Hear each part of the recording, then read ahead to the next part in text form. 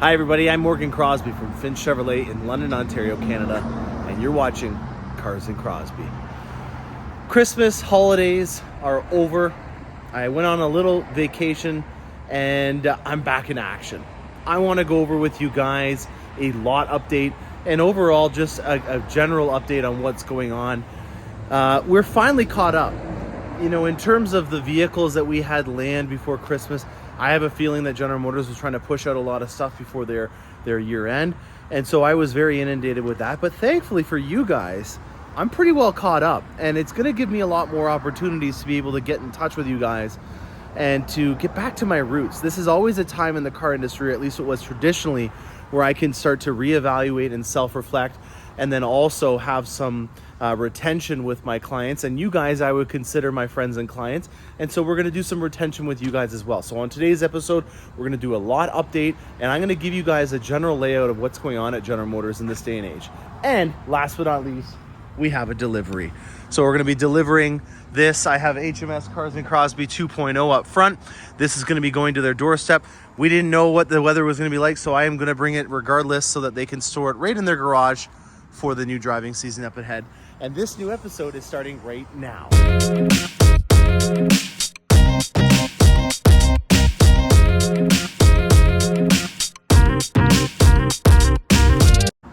Okay.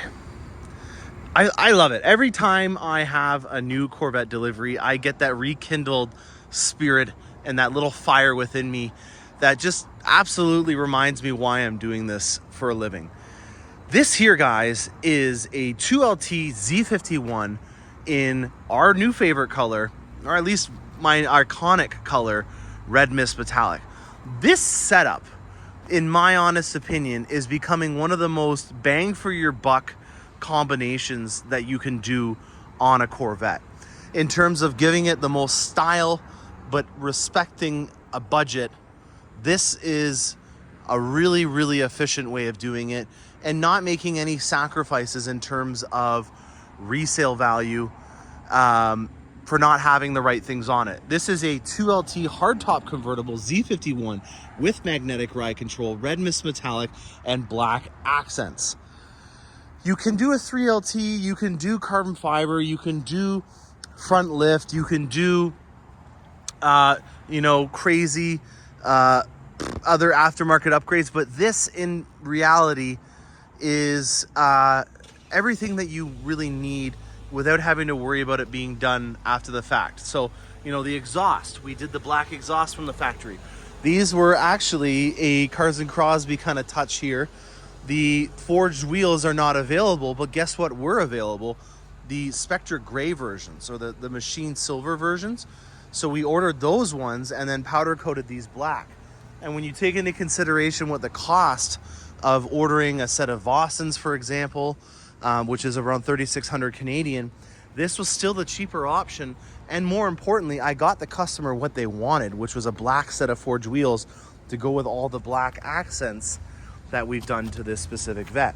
Black accents that are done above and beyond would be the Z51 spoiler being done in black and the mirrors being done in black. This is a hardtop convertible. We could have painted the nacelles, but this customer was very enamored with the paint and wanted to make sure that they didn't contrast it too much. And they had that beautiful, even on this overcast January day with bone dry concrete, a really good thing. I got a rant on that because it is, in my opinion, just wild. The fact that I could have technically driven this to the customer, but who would want that? I would want to start the driving season with a freshly factory ordered C8 Corvette with 5 kilometers on it, ready to go. So I'm going to get this thing fired up. We're going to put it in HMS Cars and Crosbie and get this onto the new customer. And we're going to move on in the next segment about more details on the lot.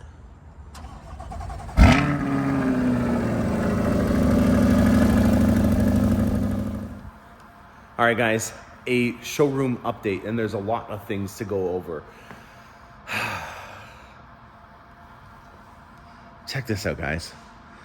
I have an Aston Martin DB9 and a GT500 in the showroom right now, along with all the other Corvettes. I can't not forget about these, but I feel like I should have put my tuxedo on today because I drove the DV9, and it was a bucket list kind of check. I don't know about you guys, but I'm a car guy. You know, I love Corvettes, everything about them, but to be able to have a Aston Martin is something that's always been a dream of mine. And I don't own this. I did think about buying it until I thought about what my wife would say.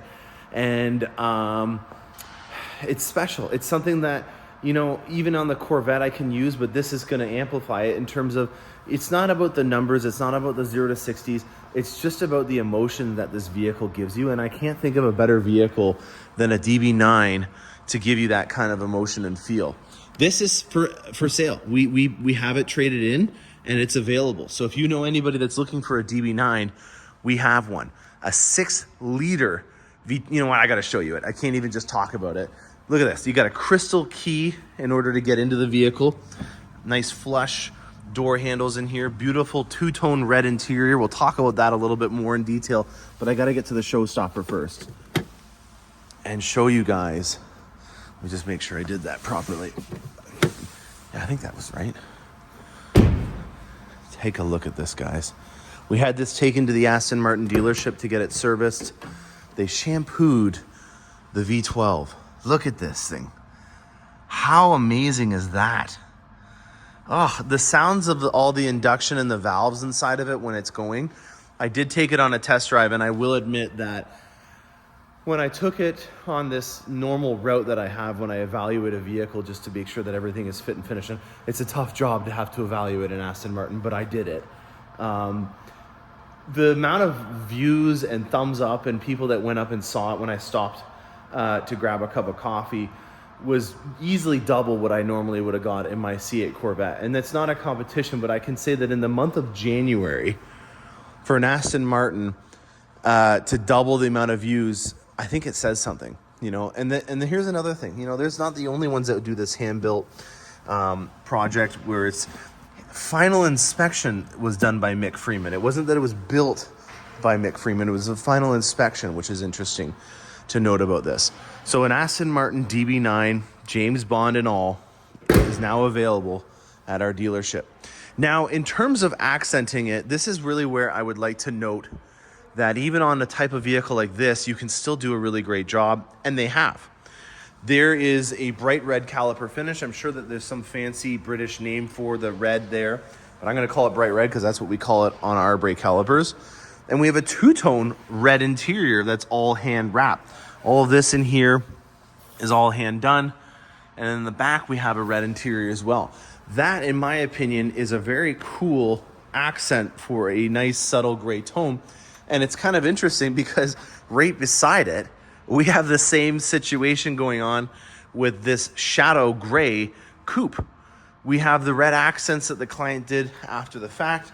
We've got the edge red caliper covers there and an edge red engine cover. So as you can see, gray as an accent color is a cool thing. On a personal level, I'm still in the debate right now about what I'm going to do for the color of my next C8.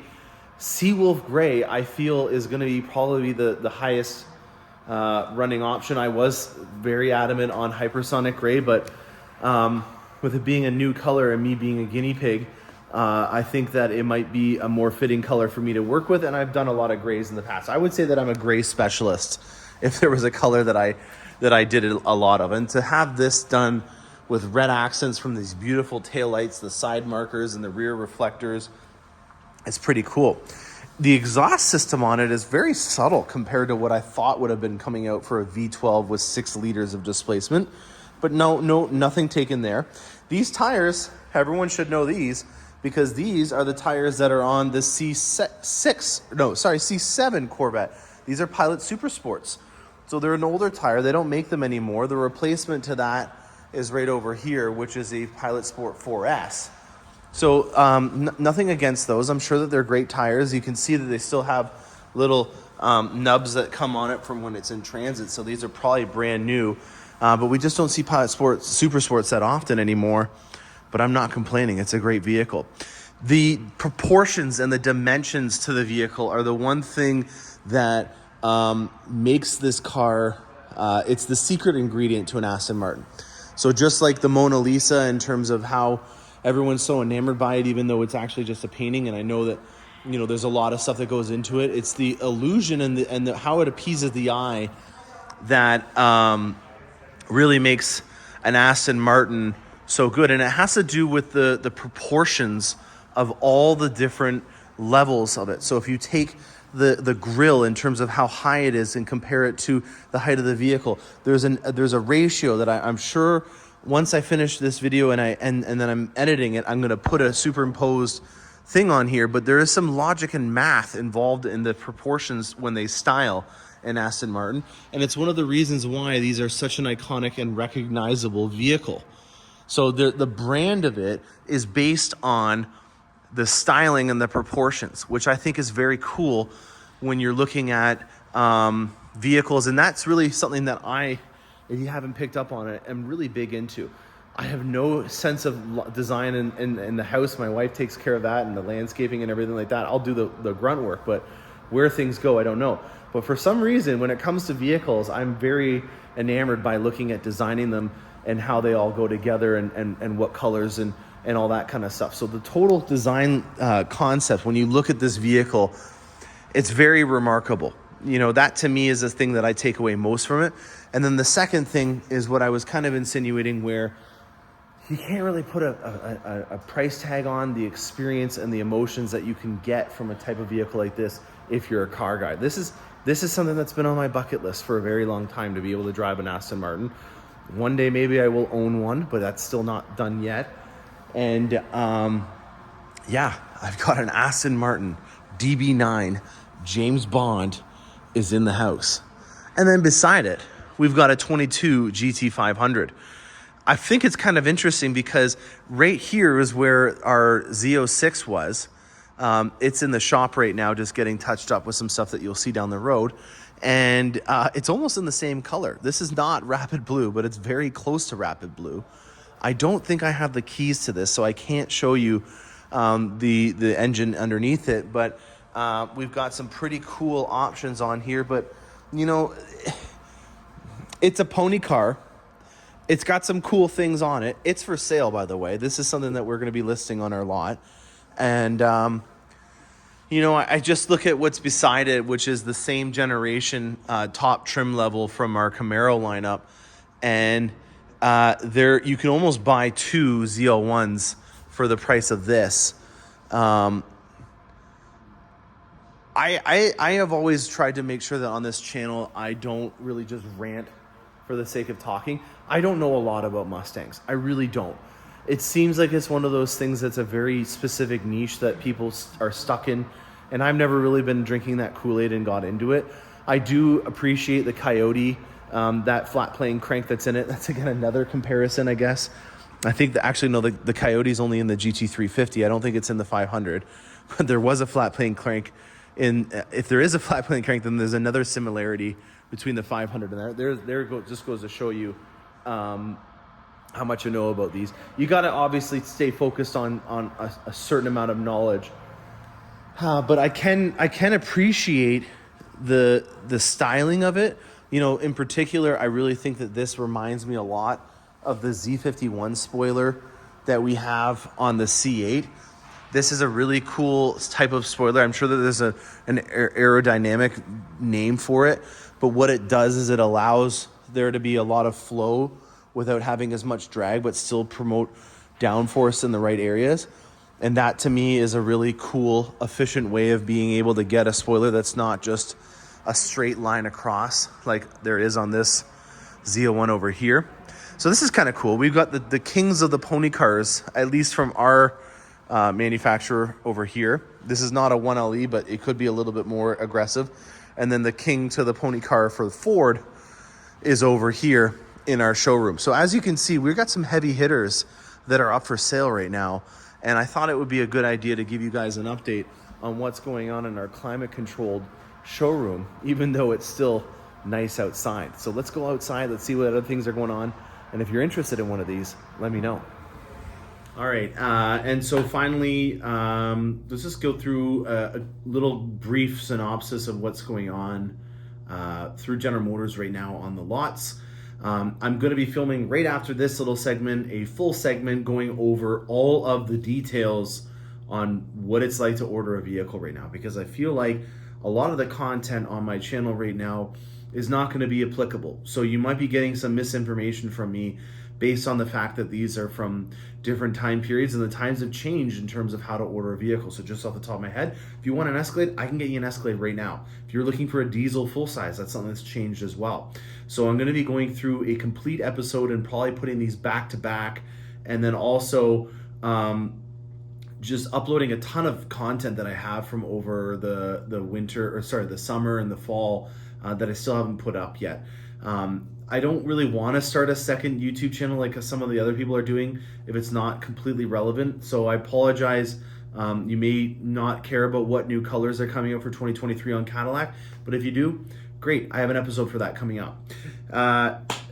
Right now, the general consensus for a lot of our products is that they are becoming more available. The prices are obviously going up in terms of what it costs to finance, and then what also it costs to just purchase the vehicle out. And so I think that that's having a big change in terms of the time frame and the likelihood that you're going to be able to go in and get a vehicle. If this is something that you're still interested in doing after the rates have gone up and the discounts have gone down, then you're in a great situation where you can get a vehicle. If you're wanting to have my honest approach to the future right now, love the one you got. If it's something that you're already in, like a full-size SUV that's from 2021 or 2022 or 2023, keep it. Wait until the redesign comes out in 2024 instead of getting another vehicle that's the exact same for more money. If you're in something that gets stolen or something like that, that's unfortunate.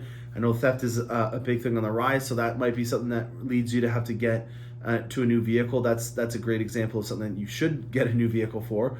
But if you're already in a new Corvette and stuff like that, I'm not trying to sound rude, but I already have half a dozen to a dozen C8 Corvettes in the showroom that are used. I really don't need any more people calling me and asking me if I want to take their 2023 Corvette that has 50 miles, 150 miles on it, because it's not necessary. You shouldn't have bought the vehicle to try to then go to a dealership and try to see if they'll buy it for more money. That's not what anyone needs in this industry. And you could call me a hypocrite because I did that with mine, but I also put 30,000 kilometers on it and drove it for 3 years, and I wanted to get rid of it before it was out of warranty. So there's a difference between someone like me that's driving it and selling it and then getting another one, and these calls and emails and direct messages with people that have 2023s and they're trying to get rid of them. I don't respect that in any way. You shouldn't have got one because there's people that don't have a Corvette that really do want it, and you're trying to scalp it. So I don't want to leave on a bad note, but that's all about this. If you're wanting to learn more about what vehicles and the likelihood of getting one are, more importantly, the C8 Corvette ordering process now, with their now being a new vehicle coming out on the 17th, I want to go over that as well. So I hope you guys enjoyed this episode. There's going to be some cool episodes from the summer that are going to be coming out, and stay tuned for more awesome content. Thanks a lot for watching, and happy motoring.